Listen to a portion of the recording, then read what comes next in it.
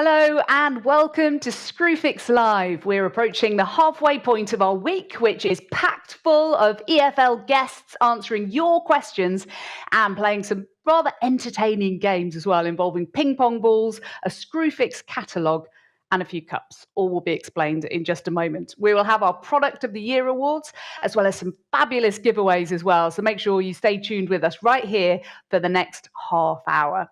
We're also giving you the chance to win a Google Nest helpful home kit, including a variety of Google Nest products. That's an absolutely fabulous prize. And all you have to do to win that is enter your details in the form below on screwfix.com to be in with the chance to win it. Now, all day, you've been sending us your questions for today's football guest, which is the former Middlesbrough, Hull, Bradford City striker, Dean Windass. You can use the hashtag SFLiveDean to get in touch with him, and we'll be chatting with him very, very shortly and giving him some Screwfix challenges to take part in.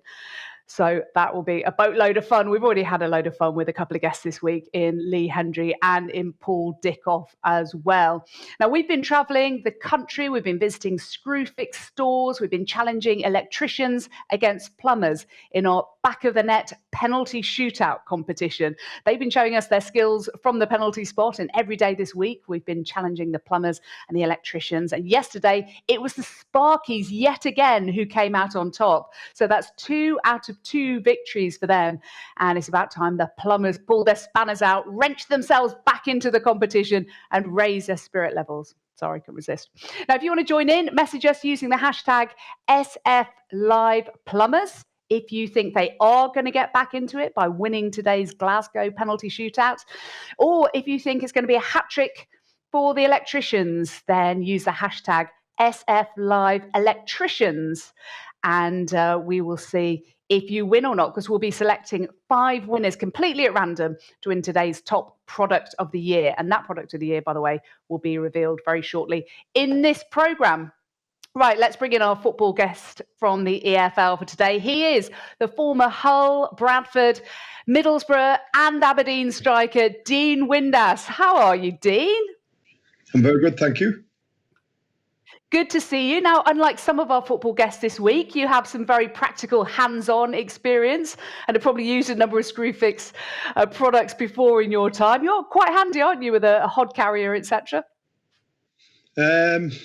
I could carry bricks up a ladder. I think that was my limit. I'm not very technical when it comes to putting things together. Are you not very practical in terms of DIY, in terms of home improvements and all the rest of it? No, never. My missus does all that for me. To be fair, she's better than me than I am. Oh, that's poor. Well, maybe you can actually win us some products then. I hope you're handy with a Screwfix catalogue. I hope you've been studying it, because we'll be testing you on that very, very shortly. But we've got a few minutes to ask you a few questions now before we come on to your challenges. But you mentioned there that you could carry some bricks up a ladder. I mean, that's what you did, wasn't it, for about 18 months or so after Brian Horton so cruelly let you go from your hometown club, Hull City, as a kid. But what was it like going from hoping to have the big dream of playing for your hometown club to then doing a more practical job away from football? Well, yeah, at that time I was 18-year-old, and everybody wants to be a footballer, don't they? And I got rejected at 18. Told me I wasn't big enough, not strong enough, and so then my parents said, you have to go get a job now. After being an apprentice for 2 years, so I worked in a factory for a year. My dad got me a job in the factory with his mate, and then I was playing non-league football for North Ferriby, and then my mate got me a job on the building site as a labourer. So I did that for sort of 18 months, and then obviously got that lucky break just before my 21st birthday. Yeah, we were talking yesterday with Paul Dickoff about Ian Wright, who he was at Arsenal with, and how his late arrival into the professional game had actually helped him in terms of his attitude and his desire for the game. Do you think that initial rejection and having to do other proper jobs, as the rest of us call it, before getting the dream of being a professional footballer, do you think that really stood you in good stead and made you just keep your feet on the ground a little bit more than you might otherwise have done?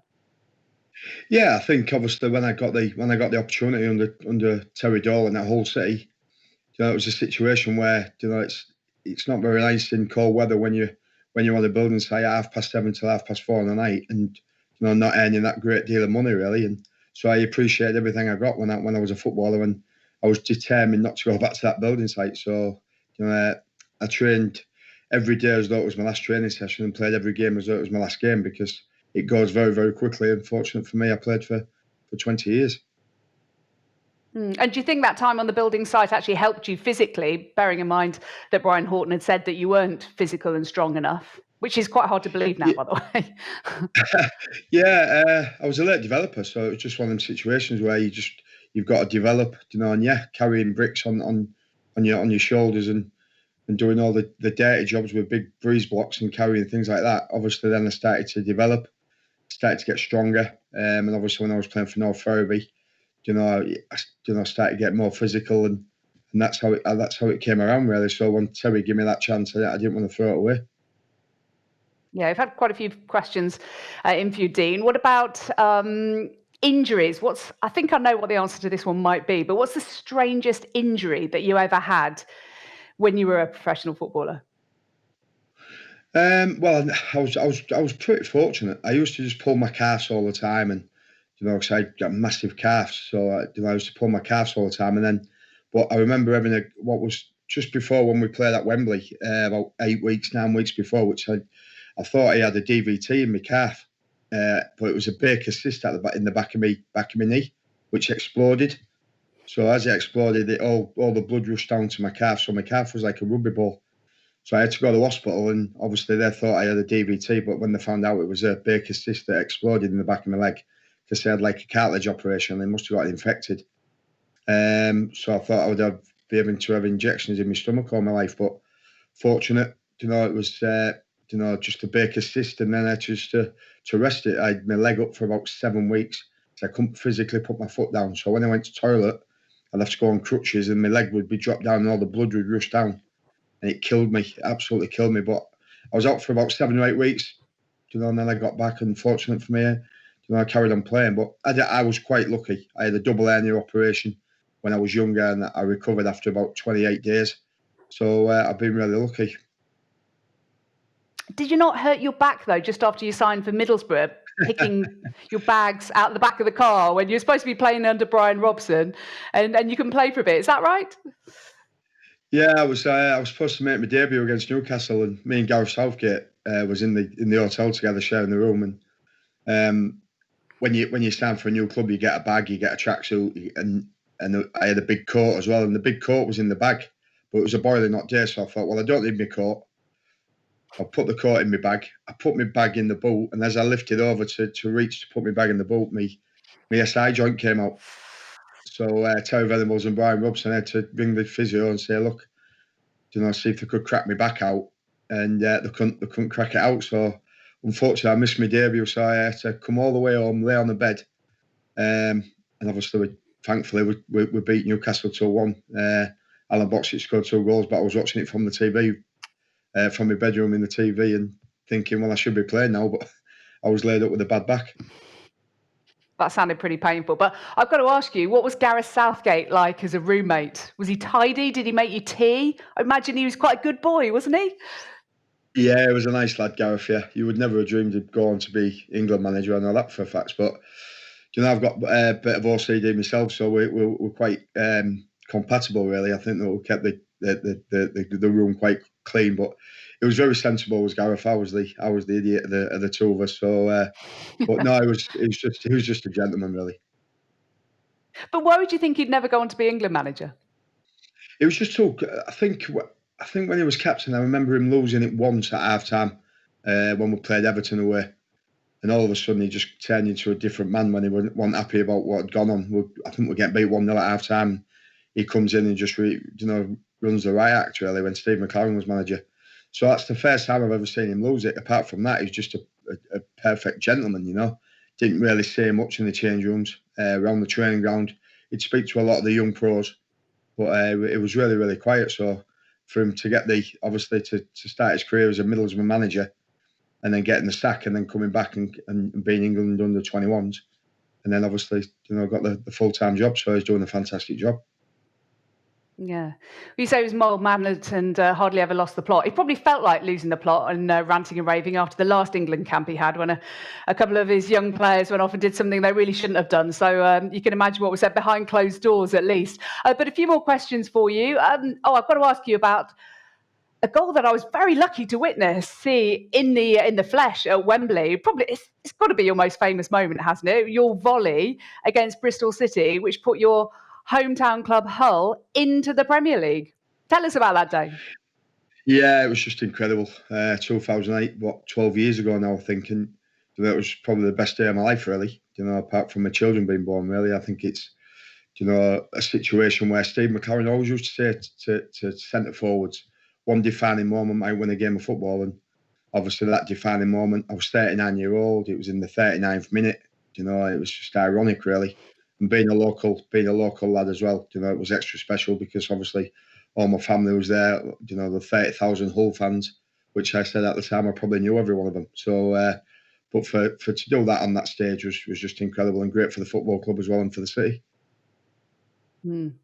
Talking to Paul Dickov yesterday, he scored that famous goal, of course, against Gillingham, the equaliser, the 95th minute at Wembley, to send the third-tier penalty game into penalties, and for them ultimately to get promoted back to Championship level. And I don't think he's had to buy another drink in the Manchester area since. Has it been similar for you and Hull? Have you been treated to legendary status since then as a result?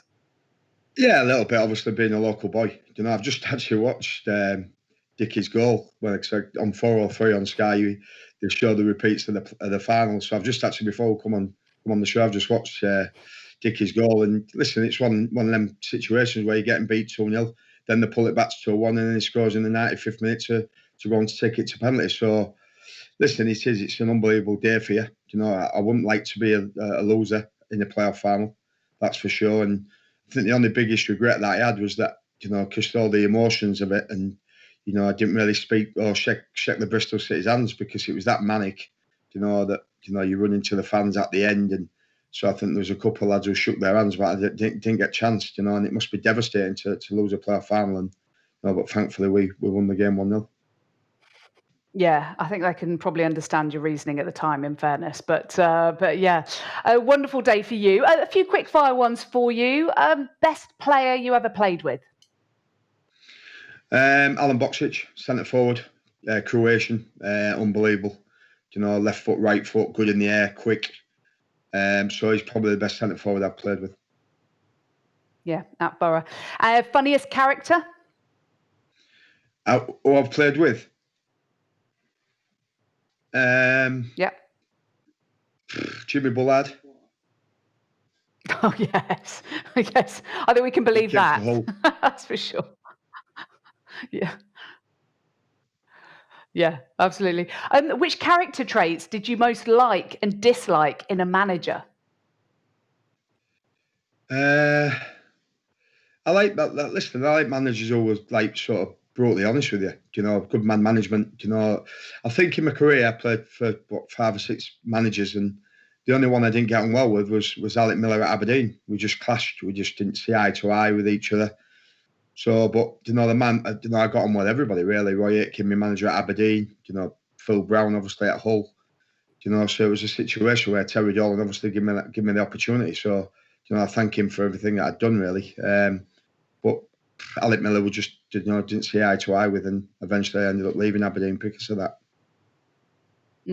Best teammate you've ever played with during your playing career, and why was he the best teammate?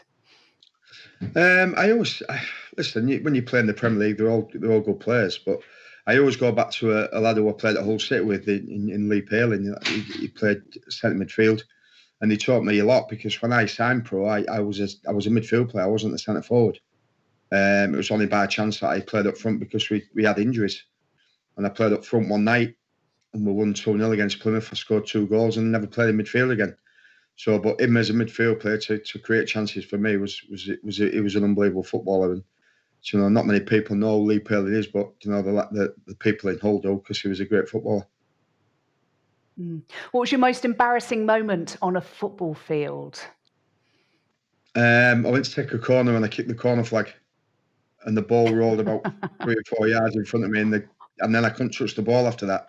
So the defender had to come and then he ran the full length of the pitch. I had to chase him. I felt like it. Okay. And finally, from Mr. T, I'm slightly concerned about this one.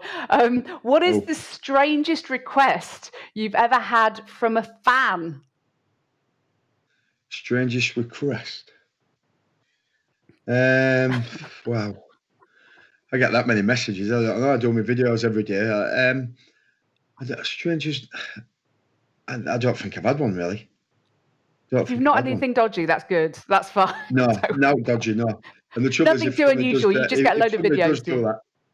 Well, if somebody does do that on Twitter or something, I just block them anyway, so it makes no difference to me, really. Exactly. Well, thank you, Dean, for answering the questions. That's the first part of today's task out of the way. That was probably the easiest bit. The next bit gets a lot more difficult because each day we're challenging our guests to prove to us just how familiar they are with this beauty here. You can see I've been busy with it. I've been putting my tape on my favourite bits. The Screwfix catalogue. There are 33,000 items in the Screwfix. You've got yours ready? I think mine's a bit more thumbed than yours, so you might find it a little bit difficult because you are today's contestant, Dean, in the Catalogue Champions Cup. Right.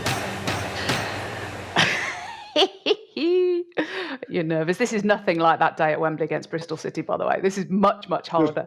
Now, you've got 90 seconds. Exactly. 90 seconds to try to find as many products on the list that I'm going to read out as you possibly can. I'm going to shout out a product type, and you've got to give me the page number. So if it's, for example, anywhere between page 200 and 210, and you go 209, then that's correct. But if you say 211, that's wrong. It is quite hard. Lee Hendry didn't manage to get any on the opening day, but I feel bad for him because he didn't get any clues, and it was blinking difficult. About that, then. And then Paul Dickoff yesterday smashed it with 3. But I did help him a bit, and I'm going to give you the same kind of help. That here is the index of the main subject areas. So, for example, lighting, power tools, screws, workwear, PPE. That will give you an idea. But you can't just shout the number out. You've got to find the actual page, okay? Right. Are you ready? Yeah. I'm just going to get my glasses. You need your bins on for this. Yes. I need my bins on. You definitely need those because the page I don't look the prettiest, but I've got my glasses on. Personally, I like the boots section. Right. Some rather smart footwear there. But anyway, I digress. Okay. Got your bins on, got your catalogue, and we are ready to go. Let's start the clock. Oh, safety boots. I didn't actually realise that was the first one. Safety boots. Little clue, they're in the workwear and PPE section. Safety boots. On a range of pages, quite a large range of pages. I just had it then, by complete coincidence, I swear. Clock's ticking, Dean. Almost a third of the way through your challenge. You can pass if you want to, but if you think you're nearly there. 680. Yes, correct. Shower. Shower. No surprise, it's in the bathrooms department. Straight to bathrooms. Yeah. Third one down. It's over a range of 10 pages. Any number of those pages, you shout to me. 655. And then it'll be... Nope. I think you might have read the digit wrong. No, it's not 6. 555. Yes, correct. Hoover. Wow. Hoover. In cleaning and hygiene, funnily enough. You're doing well. One more and you'll be joint top of the leaderboard with Paul Dickoff, your old mate. Where's it? 655. Henry will be... Yes, correct. One more tool belt. You've just got a few seconds. Tool belt and you're smashing it. Tool belt under hand tools. Quick, quick, quick. And you're out of time. But that was an absolutely brilliant effort. Honestly, I thought Paul Dickoff did brilliantly yesterday. That is hard, isn't it? That's stressful, that. That is hard. Look at the leaderboard. You are joint top. I'm not sure whether you should be top on goal difference, actually. On goal difference, listen to me. On alphabetical order, they put the D first rather than the W. So it looks good anyway, but you are joint top with Paul Dickoff. And only Brilliant. Danny Cowley and Jimmy Floyd Hasselbank Jimmy tomorrow and Floyd the next day Hasselbank, will get a I'll be chance. I bet you won't be giving him any tips, will you, as to how to beat you? No. No, well done. That was hard. That was really hard. Now, on to our next challenge, Dean. We know how important a nice brew is to our Screwfix customers, so we've set you another challenge this week. We like to call this one Screwfix Tea Pong. Now, you footballers seem to call it beer pong. It's not a game that I recall being familiar with before, but as I said to Lee Hendry, I might well have played it, I think, when having some evening activity, shall we say. Are you any good with hand-eye coordination? Are you any good with the arrows, with the darts? Yeah, I'm not bad. Okay. I have done the beer pong, like. Yes, you lads all seem to have done that. Well, the challenge is to see if you can get 6 ping pong balls into one of our 6 Screwfix cups, which we sent you. Viewers watching online, if you want to have a go yourself, something similar, whether ping pong balls or pom-poms or any other kind of balls that you want to be able to get into cups, line up 6 cups in a triangle and try to either bounce them in or get them straight in. And then you can send your videos into us, hashtag SFLive2020. And the funnier the better, quite frankly. And there's a chance that we might show your video on this programme either tomorrow or the next day. Let's have a look, Dean, how you did. Good afternoon, Dean Windass here, doing the ping pong Screwfix challenge. Got to get 6 balls in, 2 metres distance apart. Just want to beat Jimmy Floyd Hasselbank. Just all I want to do. Here we go. Come on, Dino. Come on. 1. That's the dodgy ball. 2.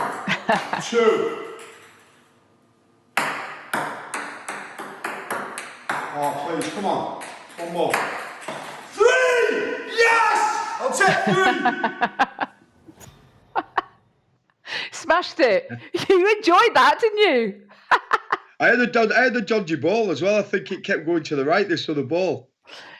Yeah, it's definitely the ball's fault, Dino. Definitely the ball's fault. I thought that too.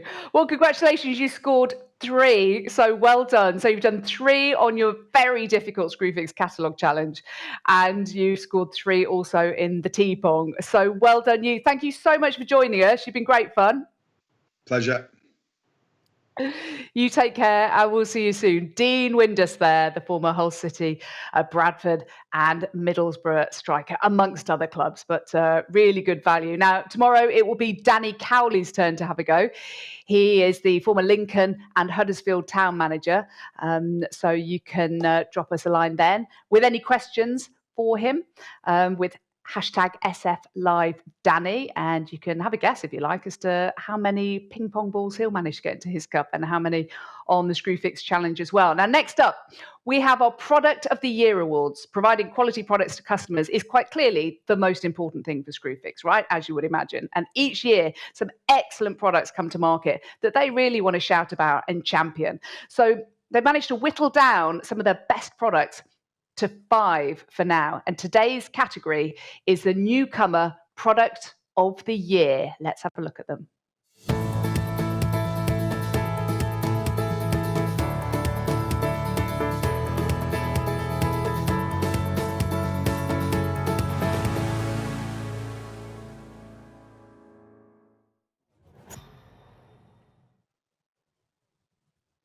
Some top quality products there. Let's find out which one of them has come out on top.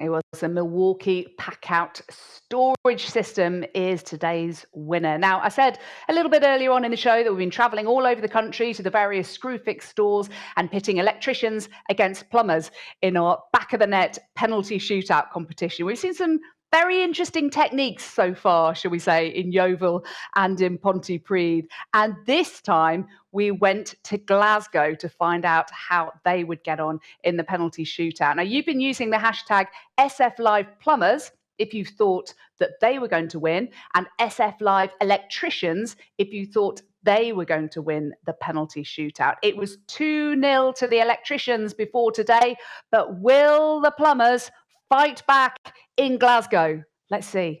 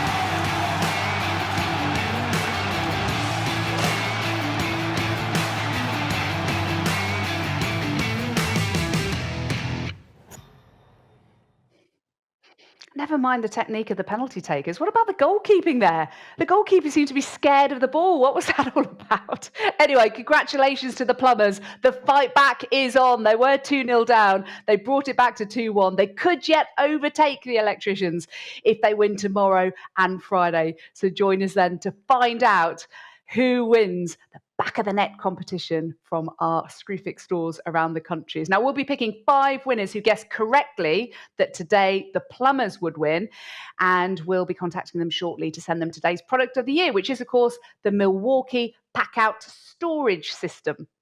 That is it for today's show, but tomorrow between 9 o'clock in the morning and 4 in the afternoon on screwfix.com, we'll have a full day of product demonstrations. We'll have information from professional bodies and lunchtime Google garages, which is where you can go to find webinars designed to help you run your business. That is all here on Screwfix Live. Then we're live at 5 again in the afternoon with another guest from the world of football. This time it is the former Lincoln City and Huddersfield town manager, Danny Cowley, who worked absolute wonders with Lincoln, you'll recall, with his brother as well. Make sure you send us your questions for Danny using the hashtag SFLiveDanny. You can start sending them now into us as to maybe how he did so well at Lincoln and what was the secret to his success there. More details can be found on our Facebook page, facebook.com/Screwfix, and on the main website, which you're obviously very familiar with here on Screwfix.com. Right, that is it from me. Thanks to Dean Windass. I'll see you tomorrow afternoon with Danny Cowley live at 5. Thanks for watching. Bye for now.